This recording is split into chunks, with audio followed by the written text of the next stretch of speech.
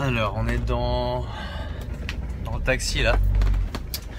Je vais au British Museum qui est l'équivalent du Louvre en fait. Et j'ai regardé les statistiques, c'est assez marrant. C'est le plus grand, enfin le musée le plus visité au monde, c'est le Louvre. Plus de 9 millions de visites. Ensuite, je crois le musée national à Pékin. Ensuite, je crois que c'est le Smithsonian à Washington. Et puis le quatrième musée le plus visité, c'est le British Museum. Donc c'est un musée qui est énorme. Je crois qu'il y a 8 millions de pièces. Donc je sais pas si c'est plus grand ou plus petit que le Louvre, mais c'est vraiment un musée énorme. Donc on va voir quelques secteurs. Enfin, pas quelques, je suis allé 7-8 fois déjà là. Le truc cool, c'est que c'est entrée gratuite, donc vous pouvez y aller autant que vous voulez. Mais c'est tellement grand que c'est impossible de le faire simplement en 1 heure quoi. Allez, là vous devez connaître, là si vous regardez mes vidéos, ça c'est Trafalgar. C'est vraiment le centre de Londres, c'est sympa. Et puis aujourd'hui j'ai eu une session le matin avec un membre de Conversion Massive qui est dans tout ce qui est développement personnel, gestion du stress. Donc on a mis en place un bon plan d'action pour lui. Et puis cet après-midi aussi avec quelqu'un dans le marché de la santé, une membre dans le marché de la santé. C'est cool, donc des bons plans d'action bien concrets. Et puis ils savent quoi faire. Parce que le truc avec Conversion Massive, c'est que c'est une formation qui est, enfin c'est un pack qui est tellement énorme. Dedans, il y a 30-40 heures de formation. Pour les membres, c'est important d'avoir justement un plan d'action. Et parfois, comme je dis toujours, hein, dans n'importe quelle entreprise, il y a 1, 2, 3 choses maximum à faire pour vraiment avoir un maximum de résultats.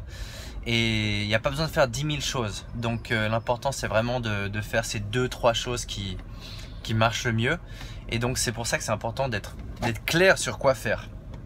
Donc voilà.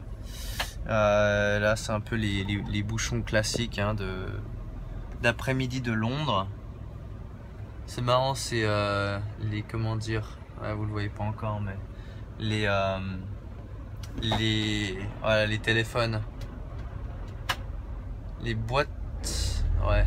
Tout le monde, tous les touristes posent à côté des cabines de téléphone rouges, donc ils les gardent ici. Je sais même pas si elles sont encore fonctionnelles, je pense qu'elles sont fonctionnelles, mais c'est plus pour la déco et pour la culture de la ville que vraiment pour l'utilisation, parce que tout le monde a au moins un téléphone, voire plus. Sur ma page Facebook, vous avez peut-être reçu justement un mail concernant justement le contenu, parce que je vais créer toute une série de vidéos sur Facebook pour vous aider à dépasser les obstacles qui vous retiennent actuellement, et puis partager beaucoup de contenu hein, pour vous aider. Donc j'ai fait un petit sondage avec une douzaine sauf erreur de thèmes différents, et c'est intéressant parce que donc il y avait plusieurs thèmes. Il y avait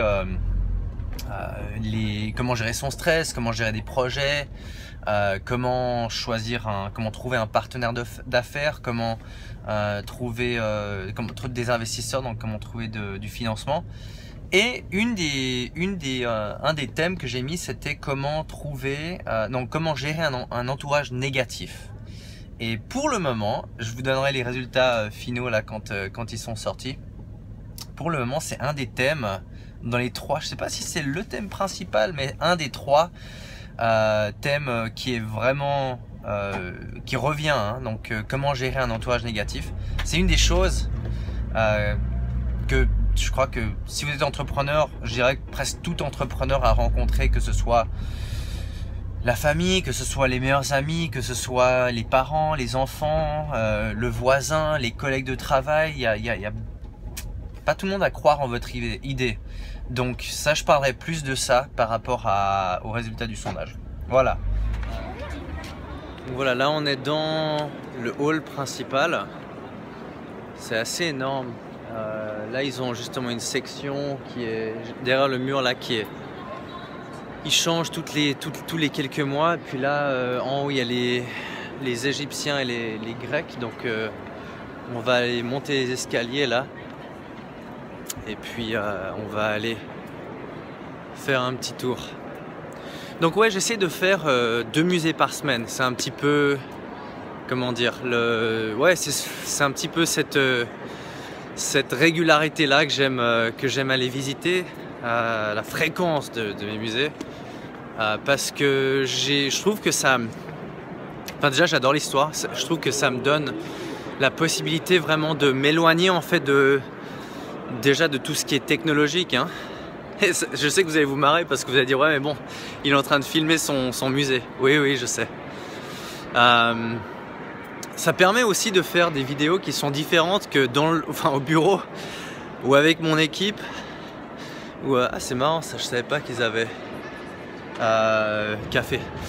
Oui ça permet simplement de varier un peu aussi, de pas tout le temps faire des vidéos devant l'écran ou bien avec l'équipe. Et non seulement ça, mais ça permet aussi, je sais pas, moi j'aime bien me plonger dans l'histoire en fait, parce qu'il y a tellement à apprendre des anciens, de ce qu'ils ont fait, de comment ils pensaient, de comment ils construisaient, de comment ils bâtissaient les empires, les découvertes, de voir comment le monde à l'ancienne fonctionnait. Donc là on va entrer là, et puis là ce ferreur. Voilà, il y a donc les... On va aller en... Alors... On va aller numéro... Voilà, les Grecs. Grèce ancienne. Voilà. C'est un musée qui est vraiment énorme. Alors, je vais m'orienter vers la Grèce. Là, vous avez vu, il y a toujours du monde devant cette tombe parce que c'est Cléopâtre. Donc, si vous n'êtes pas encore venu à ce musée, voilà. Pour arriver chez les Grecs, on va passer par l'ancienne Égypte. Il y a vraiment énormément de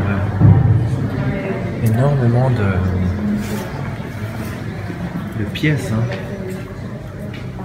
Ils ont une pierre ici qui s'appelle la pierre de Rosetta. Donc ouais, c'est la pièce en fait, c'est une pierre. On va essayer de s'orienter vers là, je sais pas, non, je vais demander. C'est la pierre qui a permis la traduction entre qui a permis de décoder en fait les hiéroglyphes. Donc on va voir, je sais que c'est... Parce qu'ils ont une version qu'ils ont reproduite. Et puis ils ont une version, c'est génial, ces vestiges, ils ont une version qu'ils ont reproduite et puis ils ont une version aussi, ils ont la vraie version qui est sous verre se fermer, je ne l'ai pas encore vue. Et là, il y a tous ces anciens vestiges qui sont vraiment exceptionnels. C'est incroyable de se dire qu'il y a des gens, il y a des milliers d'années qui ont confectionné toutes ces petites statuettes. Hein, toutes ces statuettes ou qui avaient déjà des...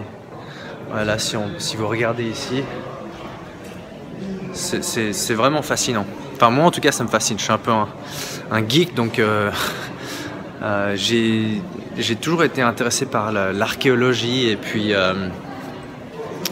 on va s'orienter là. Par l'archéologie, l'histoire, c'était une des branches que j'aimais le plus à l'école et ouais, je trouve que ça manque un peu aussi dans le système éducatif. J'ai fait pas mal de recherches hein, sur... j'adore lire, donc j'adore apprendre. Et c'est intéressant de voir regarder le niveau de détail. D'accord ? Le niveau de détail sur des pierres qui sont tellement résistantes. Et c'est intéressant. Donc voilà, je vais pas... je peux en parler longtemps sur ce que je pense sur les anciennes statues comme ça qui sont énormes. Et c'est curieux de se dire qu'avec des moyens, avec un petit marteau apparemment, hein, ce que nous disent les livres d'histoire, que c'est des ouvriers avec ou des sculpteurs avec des petits marteaux qui sculptaient. Ah voilà, là, elle est là, Rosetta Stone. Avec des petits marteaux qui sculptaient dans des pierres qui sont autant résistantes, aussi résistantes que ça. C'est dur à croire. C'est dur à croire. Voilà, celle-là, c'est aussi une grande pièce. Et puis là, il y en a d'autres, hein, il y a des énormes pièces, regardez. Ça, c'est du granit, par exemple. C'est une énorme pièce. Voilà, encore. Mais regardez cette tête, cette tête qui est tellement symétrique. Et c'est incroyable, c'est vraiment, même avec des ordinateurs, si vous regardez, il y a pas mal de documentaires sur YouTube qui montrent que même avec des outils et de la technologie actuelle, ce serait dur. Maintenant, on peut le faire avec les ordinateurs, évidemment, mais c'est pas donné à tout le monde de faire, regardez, des statues énormes avec des corps qui sont exactement parfaitement symétriques. Donc la question, c'est comment c'est possible? Regardez par exemple ici, comment c'est possible que il y a 3, 4, 5 000 ans, il y a des gens qui ont créé ces statues qui sont parfaitement symétriques, hein. C'est très curieux. C'est très curieux. Donc là, vous pouvez voir que là, il y a la pierre de Rosetta. Et puis c'est pour ça qu'il y a toujours du monde devant. Donc d'après l'histoire, donc j'ai lu ça sur le net, sur des anciens... sur le site du British Museum, qui dit que justement la pierre de Rosetta qui est derrière moi, justement, qui est là, a permis justement la traduction. Donc cette pierre-là a permis la traduction pour déchiffrer les hiéroglyphes égyptiens. Donc sans ça, il aurait été impossible de déchiffrer en fait les hiéroglyphes. Et donc les historiens ont pu recréer en fait et comprendre les hiéroglyphes à partir de cette pierre-là.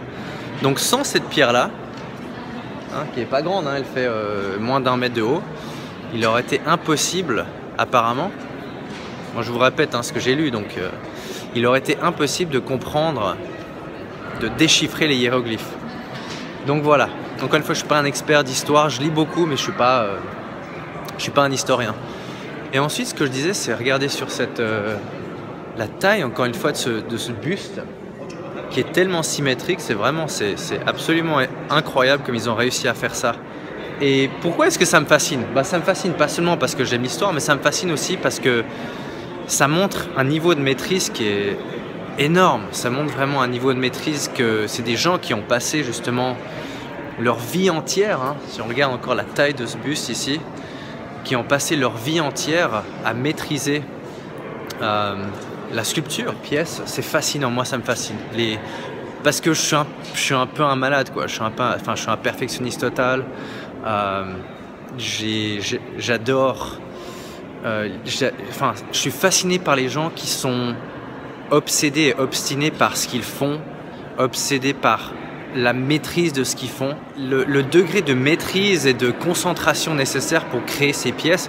Et il y en a des milliers, hein. C'est une salle pleine seulement avec voilà, avec ce qu'on a trouvé. Et il y a tellement de milliers ou de millions d'autres pièces qu'on n'a pas trouvées. Donc maintenant on va aller voir les Grecs. Voilà, c'est très controversé parce que forcément ça appartient aux Grecs, hein, toutes ces pièces également.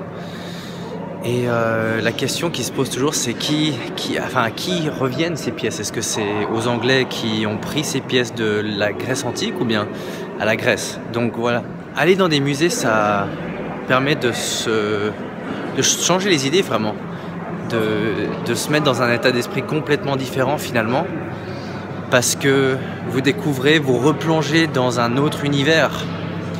La semaine passée, j'ai fait le musée de l'automobile à Covent Garden. Donc l'automobile anglaise et transport anglais, et puis qui est un musée beaucoup plus petit mais c'est très sympa, en 1 heure c'est fait. Et là par contre j'aurais pas le temps aujourd'hui de faire la section de Alexandre le Grand, qui est un de mes grands héros de l'histoire. Quand on me demande quel est l'un des personnages avec qui, enfin un des personnages ou une des figures historiques décédé avec qui j'aurais voulu rencontrer, ou avec qui j'aurais voilà, boire un verre, c'est Alexandre le Grand, parce que c'est quelqu'un qui m'a toujours fasciné. Et voilà, donc encore une fois, c'est un musée vraiment qui est fou. Et aujourd'hui on a juste fait 2 parties, hein. J'ai déjà fait l'ancienne Égypte, mais je voulais voir justement cette pièce parce que j'ai lu justement sur internet par rapport à la controverse, et de voir vraiment la richesse qui est ici, hein, qui qui est grec et qui devrait normalement être en Grèce. Voilà, donc on quitte le British Museum qui est absolument énorme. On va aller faire un tour et j'ai rendez-vous avec